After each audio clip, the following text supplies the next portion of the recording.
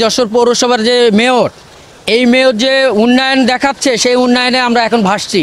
প্রথম কথা হলো যে আমাদের এখানে নিচু অঞ্চল 7 নম্বর ওয়ার্ড, তো উনি যে ড্রেনগুলো করছে ড্রেনগুলোর পেট উঁচু করে দিছেন, ড্রেনগুলো ছোট করে দিছেন। এই পানিটা এখন কি হচ্ছে, এই পানিটা ড্রেন দিয়ে না যে বাসাবাড়ির মধ্যে দিয়ে বেরোচ্ছে, তো ড্রেন আর পরিষ্কার পরিচ্ছন্ন তো করেই না। তো সেই কারণে আজকে যশোরে একটু বর্ষা হয়েছে, সেই কারণে সব বাসাবাড়ির মধ্যে আজকে পানি। আজকে এই অঞ্চল দিয়ে আমরা এখন দেখছি যে মানে নৌকা নিয়ে চলাচল করতে হবে আমাদেরকে। মেয়র সাহেব উনি কি করে আমি বুঝি না, যশোর নিয়ে ওনার কি ভাবনা, যশোর পৌরসভা নিয়ে কি ভাবনা, এই ভাবনাগুলো আমরা পরিষ্কার না।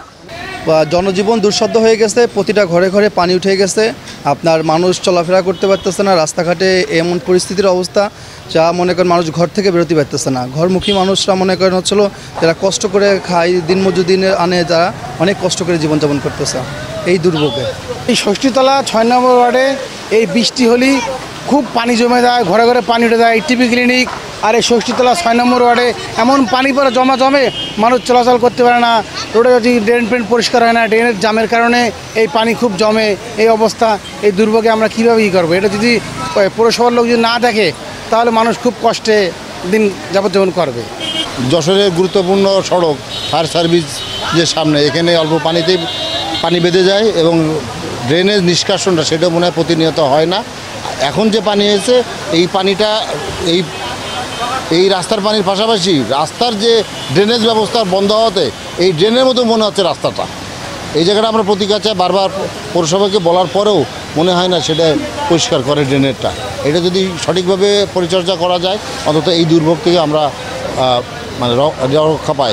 বিশেষ করে আমাদের এটা ব্যবসায় প্রতিষ্ঠানের জায়গা, অনেকগুলো অনেক পুঁজি ইনভেস্টের জায়গা।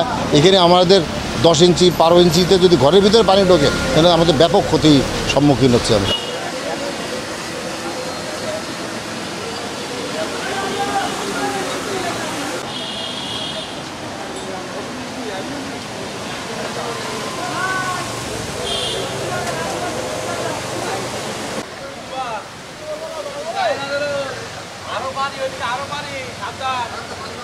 মোটর চলাই গেলে কিন্তু আর লাথি পারবেন না।